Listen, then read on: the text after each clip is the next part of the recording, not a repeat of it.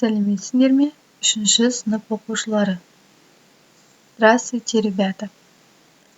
Бүгінгі сабағымыздың тақырыбы жазғы демалыс ең ұзақ мереке. Тема сегодняшнего урока – летние каникулы, самый длинный праздник. Давайте познакомимся с новыми словами. Жаңа сөздермен танысайық. Жазғы, летний,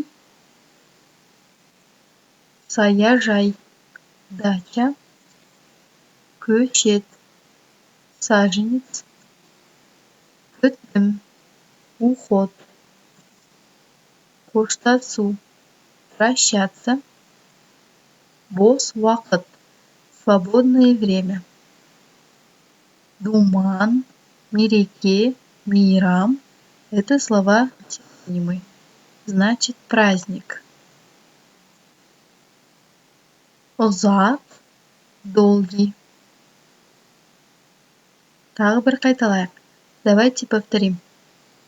Жазғы, саяжай, көшет, күтім, қоштасу, бос уақыт, думан, мереке, мейрам. Ұзақ. Жарайсыңдар. Енді балалар мәтінді оқып аударайық. Давайте прочитаем и переведем текст. Жазғы демалыста ауылға барамын. Жазда бос уақыт көп болады. Ауылдың қасында көл бар. Көлден балық аулаймын. Қостұра тауына шығамын. Таудың суретін саламын. Кейін саяжайға барамын. Саяжайда көшеттер бар. Көшетке күтім керек. Саяжайда алма жинаймын. Тамызда думанға барамын. Летом я поеду в аул. Летом очень много свободного времени. Рядом с аулом есть озеро. С озера буду ловить рыбу. Я пойду на гору Костра.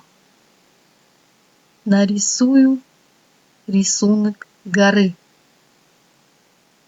Потом пойду на дачу. На даче есть саженцы. Саженцам нужен уход. На даче буду собирать яблоки. В августе пойду в думан. Ал енді балалар, мәтін бойынша тапсырманы орындайық. Давайте выполним задание по тексту. Тиісті қосымшаны қойып жаз. Нам нужно по схеме составить предложение. Вместо многоточий нужно поставить нужное окончание. Мен, я, барамын, пойду.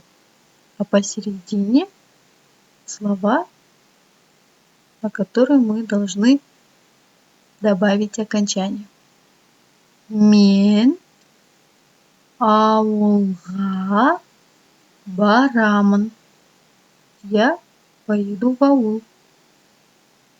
Мен көлге барамын. Я пойду в озеро. Мен тауға барамын. Я пойду в горы. Мен атама барамын. Я поеду к дедушке. Мен әжеме барамын. Я поеду к бабушке. Мен саяжайға барамын. Я поеду на дачу. Мен әкеме барамын. Я поеду к папе. Мен анама барамын. Я поеду к маме. Мен думанға барамын. Я поеду в Думан. Балалар, осы ребята, на этом наш урок окончен. Сау болыңдар, балалар. До свидания, ребята.